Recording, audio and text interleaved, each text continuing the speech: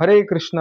భగవద్గీత యథాతథం అధ్యాయం 1 అధ్యాయం పేరు కురుక్షేత్ర రణరంగంన సైనిక పరిశీలన. ఇందులో ఈరోజు మనం 8వ శ్లోకం గురించి చర్చిద్దాం.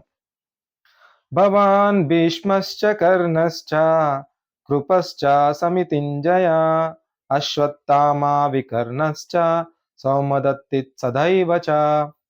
తెలుగు అనువాదము: యుద్ధమున ఎల్లప్పుడూ విజయమును సాధించు మీరు, భీష్ముడు, కర్ణుడు, కృపుడు, అశ్వత్థామ, వికర్ణుడు మరియు సోమదత్తుని పుత్రుడైన భూరిశ్రవుడు మున్నుగువారు కలరు. హరే కృష్ణ. సో గత శ్లోకాలలో మనం తెలుసుకున్నాం ఏంటంటే, దుర్యోధనుడు పాండవుల వైపు ఉన్న ఎంతో మంది వీరుల గురించి ఇక్కడ ప్రస్తావన తెచ్చాడనమాట.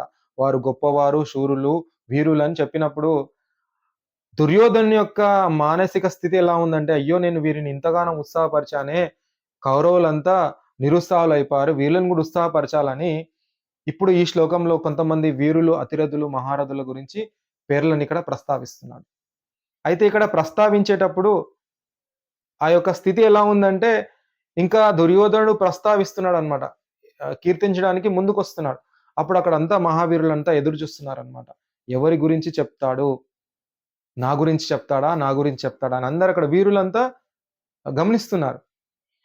అంటే చూడండి, ఇక్కడ శత్రువులు ఏ విధంగా ఉంటారంటే, ఒకవేళ ఆయన పట్ల అవమానం జరిగిందంటే, ఆయనను కీర్తించకపోతే, లేకపోతే ఆయనకు ఏదైనా అవమానం జరిగితే యుద్ధ స్థాయికి వరకు కూడా వెళ్తుంది వారి యొక్క కోపం. సో ఇక్కడ దుర్యోధనుడు చాలా చాకచక్యంగా ఆలోచించి ఎవరి పేరు ముందు తీసుకోవాలని చెప్పేసి, గురువా, భవాన్, గురుగారు మీరున్నారు ఫస్ట్ అని చాకచక్యంగా ఫస్ట్ గురువు పేరు తీసుకున్నాడు అన్నమాట. సో గురువును ఎవరైనా సరే గౌరవిస్తుంటారు. అందులో భీష్మ పితామహుడు కూడా గౌరవిస్తున్నాడు అనమాట. అందుకే ఫస్ట్ గురువు పేరు తీసుకున్న తర్వాత భీష్మశ్చ, తర్వాత భీష్ముడి పేరు తీసుకున్నాడు. ఎందుకంటే భీష్ముడు ఎప్పుడు కూడా ద్రోణాచార్యుని గౌరవిస్తూనే ఉండేవాడు. భీష్మ పితామహుడు కంటే ద్రోణాచార్యుడు వయసులో చాలా చిన్నవాడు, కానీ జ్ఞానంలో చాలా గొప్పవాడు అనమాట. ఎప్పుడు కూడా రాజ్యంలో కానీ రాజ్య సభలో కానీ ఎప్పుడు కూడా గౌరవిస్తూ సత్కరించేవాడు అనమాట. సో ముందుగా ద్రోణాచార్యుడు పేరు ఇక్కడ ఉచ్చరించడం వల్ల భీష్మ పితామహుడికి ఎలాంటి ఆలోచన లేదు, ఎలాంటి ఆవేదన లేకుండా సరే అని తన మనసులో అనుకున్నాడు అనమాట. తర్వాత వచ్చేసి కర్ణశ్చ. కర్ణుడు ఎవరంటే దుర్యోధనుడికి ఒక మంచి మిత్రుడు, ఆప్త మిత్రుడు, చాలా బలమైన స్నేహం వీరిద్దరికి ఉందన్నమాట. అంటే అప్పుడప్పుడు కర్ణుడు అంటాడనమాట, నువ్వు ఆపదలో ఉంటే నీకు నేను నా ప్రాణాన్ని అడ్డు వేస్తా అని అంటాడనమాట. కానీ ఇక్కడ మనం ఒకటి గమనించవచ్చు, ఇక్కడ ఈ యొక్క యుద్ధ క్షేత్రంలో అసలు కర్ణుడే లేడనమాట. ఎందుకు లేడు అంటే,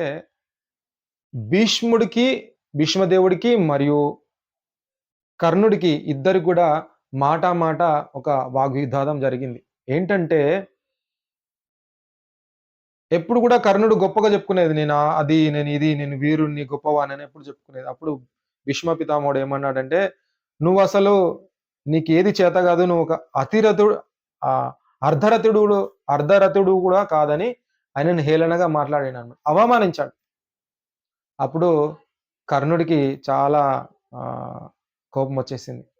అంటే నేను ఇంత గొప్ప వీరుణ్ణి, నన్ను అర్ధరథుని కూడా పనికిరావా అని నన్ను ఇలా అన్నాడు, నన్ను అవమానించాడని. ఎందుకంటే ఇక అర్ధరథుడు ఎవరంటే, ఇప్పుడు మనం రాముడి యొక్క తండ్రి దశరథుడు తెలుసు కదా. దశరథుడు అని పేరు రావడానికి గల కారణం ఏంటంటే, 10 మందిని ఒకేసారి 10 మంది రథికులు ఉంటారు కదా, 10 మంది రథాల మీద యుద్ధానికి వచ్చే వారితో ఒక్కసారి యుద్ధం చేసే సామర్థ్యం ఈ దశరథుడికి ఉందన్నమాట. అందుకే అతని పేరు దశరథ అని పేరుంది. అలా అతిరథులు ఉంటారు, మహారథులు ఉంటారు. మహారథులు అంటే 10,000 మంది సైన్యంతో కూడా కొట్లాడగలరు. అతిరథులు అంటే 1,00,000 మంది సైన్యం అయినా పర్వాలేదు, అంతకైనా పెద్ద సైన్యం వచ్చినా కూడా వారితో యుద్ధం చేసే సామర్థ్యం అతిరథులకు ఉంటుంది.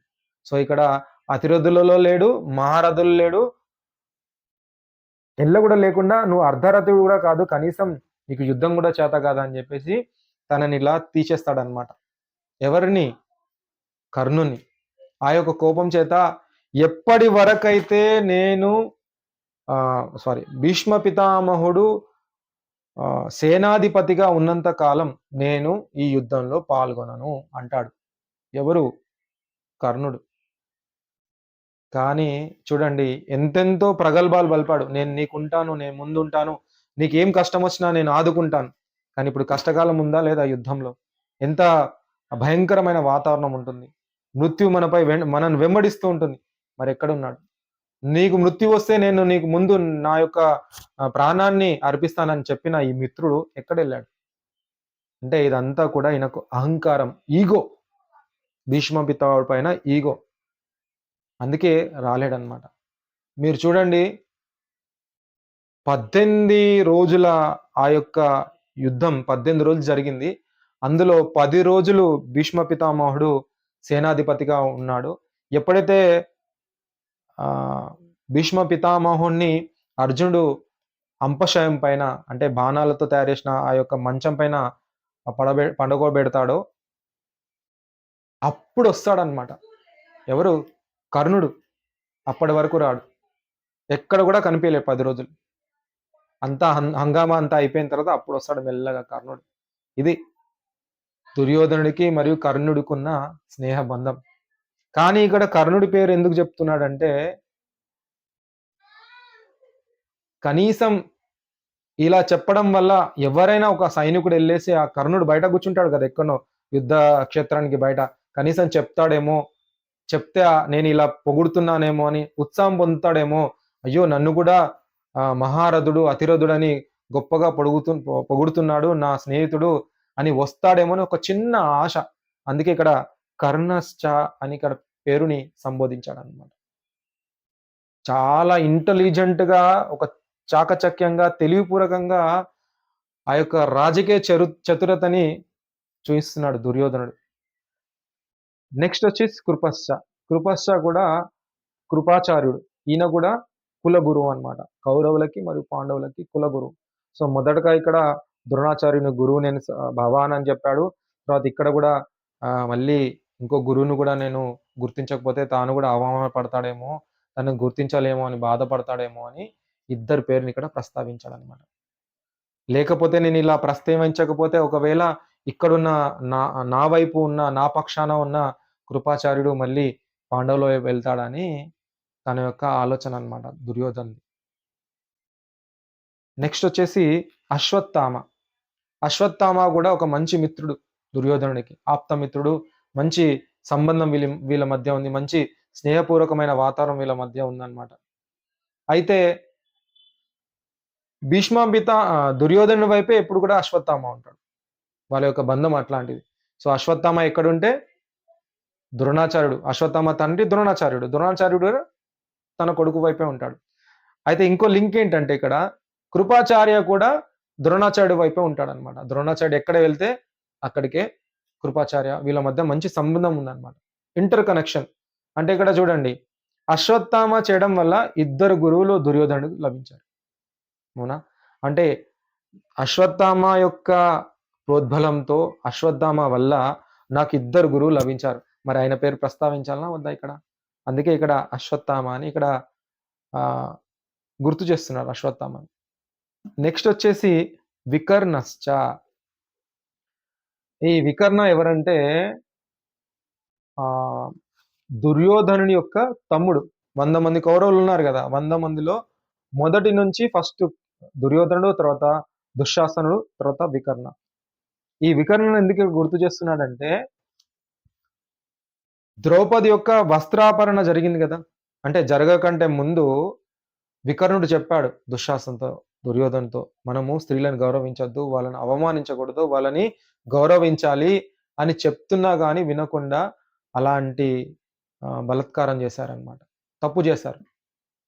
సో, ఇది గుర్తుకొచ్చింది దుర్యోధనుడికి. వీడి లోపల కొద్దిగా మంచి భావన ఉన్నాయి. ఒకవేళ వీడిని నేను ప్రోత్సహించకపోతే, వీడిని నేను ప్రేరణ చేయకపోతే, ఒకవేళ వీడు కూడా పాండవుల వైపు వెళ్తాడా అని ఒక చిన్న ఇంటెన్షన్ ఆయన యొక్క మానసికమైన ఆందోళన దుర్యోధనునికి కలుగుతుంది. అంటే 100 మందిలో ఒక్కళ్ళు పోతే 99 ఉంటారు. అలా గూడా ఉండకూడదు. అందరూ గూడా నా వైపే ఉండాలి. నా వైపు ఎవరు కూడా ఎదుటి పక్షంలోకి వెళ్ళకూడదు. అందరూ కూడా నా పక్షంలో ఉండాలి. అందరూ కూడా నా దగ్గరనే ఉండాలి అని దుర్యోధను యొక్క ఆలోచన. చూడండి ఎంత జాగ్రత్తగా, ఎంత చాకచక్యంగా అందరికి ఆ యొక్క ప్రోత్సాహాన్ని తెస్తున్నాడు. ఎవ్వరు కూడా జారిపోవద్దు నా యొక్క సైన్యం నుంచి. అంటే ఆయనకు అభద్రతా భావన ఉంది. అన్ని అధర్మమైన పనులు చేశాడు కాబట్టి అభద్రతా భావన ఉంది. సో, అయితే ఇలా ఎందుకు ఇవన్నీ ఆహ్, ముందే చెప్తున్నాడంటే ఇంకొకరున్నారిక్కడ సౌమదత్త. సౌమదత్త ఎవరంటే సౌమదత్త యొక్క కుమారుడు భూరిశ్రవుడు. భూరిశ్రవుడుగా ఒక రాజు. మంచి యోధుడు, వీరుడు. సో, అతను యుద్ధంలో చివరి స్థాయి వరకు నిలబడే అంత శక్తి గలవాడు. నిలబడ్డాడు గూడా. అలాంటి వీరుడు సౌమదత్త యొక్క కుమారుడు భూరిశ్రవుడు. సో, ఆయన యొక్క పేరుని గూడా ఇక్కడ ప్రస్తావిస్తున్నాడు. సో, ఈ అన్ని పేర్లను ఎందుకు ప్రస్తావిస్తున్నాడంటే, ఎప్పుడైతే శంఖనాదం చేస్తారో, అంతకంటే ముందు మీకు ఒకవేళ ఇది అధర్మం, ధర్మం ఎదుటి పక్షంలో ఉంది. మీరు పాండవులకు వెళ్ళొచ్చు. లేదో పాండవులలో అధర్మం ఉంది. ధర్మం కౌరవులపై ఉంది. మీరంతా అక్కడికి ఎళ్ళిపోవచ్చు అని జెప్పేసి వాళ్ళంటారనమాట. అంతకంటే ముందు మీరు మారవచ్చు. ఒకవేళ ఎదుటి పక్షం వెళ్ళొచ్చు. మా పక్షంలో కూడా రావచ్చు. అంటే ఒక్కొక్క పక్షం చేంజ్ చేసుకోవచ్చనమాట. అలా ఆ శంఖనాదం కంటే ముందే ఇది జరిగిపోవాలి. సో, అందుకే ముందే జాగ్రత్త పడుతున్నాడు దుర్యోధనుడు. ఒకవేళ శంఖనాదం కంటే ముందే వీళ్ళకి నేను ప్రోత్సహించకపోతే అంతా తారుమారైపోతుందని బాధపడుతున్నాడు లోపల లోపల. ఆందోళన చెందుతున్నాడు. కానీ అక్కడ ధృతరాష్ట్రుడు సారీ ధర్మరాజు, యుధిష్ఠిర మహారాజు చెప్తున్నాడనమాట. ఒకవేళ నాది అధర్మం అయితే మీరు అక్కడ వెళ్ళొచ్చు. ధర్మం అయితే నా దగ్గర ఉండండని కాన్ఫిడెన్స్‌గా చెప్తున్నాడు. ఇక్కడ చూడండి దుర్యోధను యొక్క ఓటమి ఇక్కడ మనకు కనిపిస్తుంది. ఎందుకంటే తన లోపల ఆందోళన భావం ఉంది. నేను ఓడిపోతానేమో ఏమో వీళ్ళంతా వెళ్ళిపోతారో అని. నిజంగా ధర్మపరుడైతే ఇవన్నీ అనే అవసరం లేదు. అయితే ఇక్కడ వీరందరినీ ప్రోత్సహిస్తున్నాడు. ప్రేరణ తెస్తున్నాడన్నమాట. ఎందుకంటే యుద్ధంలో గెలవాలి. మీరు నిరుత్సాహపడొద్దు. వాళ్ళకంటే వీరులు మన దగ్గర కూడా ఉన్నారు. అతిరథులు, మహారథులు అందరూ కూడా ఉన్నారు. మీరెలాంటి దానికి లోను కాకండి. మీ యొక్క మానసిక స్థితిని దిగజార్చకండి అని ఇక్కడ ప్రేరణ తెస్తున్నాడు. అయితే ఇక్కడ ఆందోళనతో ఇక్కడ దుర్యోధనుడు చెప్తున్నాడు. కానీ అక్కడ అర్జునుడు కూడా ముందు ముందు శ్లోకాల్లో మనం చూస్తుంటాం. తాను కూడా ఆందోళన చెందుతాడు. కానీ అక్కడ ప్రేరణ ఇయ్యడానికి ఎవరున్నారు? దేవాది దేవుడు శ్రీకృష్ణ భగవానుడు. ఆయన యొక్క ప్రేరణతో, ఆయన చెప్పిన పద్ధతితో, ఆయన ఉత్సాహంతో అర్జునుడు యుద్ధం చేశాడన్నమాట. అప్పుడు భగవంతుడు చెప్పిన మార్గంలో ప్రయాణించి యుద్ధంలో విజయాన్ని పొందాడు. ఎవరు? అర్జునుడు. చూడండి ఇక్కడ ప్రేరణ లభిస్తుంది. ఇక్కడ కూడా ప్రేరణ లభిస్తుంది. పాండవుల వైపు కూడా ప్రేరణ ఎవరిస్తున్నాడు? శ్రీకృష్ణ భగవానుడు. కౌరవుల వైపు ఎవరు ప్రేరణ ఇస్తున్నాడు? దుర్యోధనుడు. వ్యత్యాసం ఉంది ఇక్కడ. ఏంటంటే ధర్మం కోసం ఇక్కడ యుద్ధం జరుగుతుంది. ఇక్కడ స్వార్థంగా రాజకీయ లబ్ధి కోసం, అధికార లబ్ధి కోసం ఇక్కడ ప్రేరణ లభిస్తుంది. మరి ఎవరు విజయాన్ని పొందారు? అర్జునుడే విజయాన్ని పొందాడు. ఎందుకంటే భగవంతుని యొక్క మార్గంలో ఎవరైతే ప్రయాణిస్తారో వారు ఖచ్చితంగా విజయాన్ని పొందుతారు. ఇది ఈ శ్లోకం ద్వారా తెలుసుకున్నాం. హరే కృష్ణ. శ్రీల ప్రభుపాదికి జై.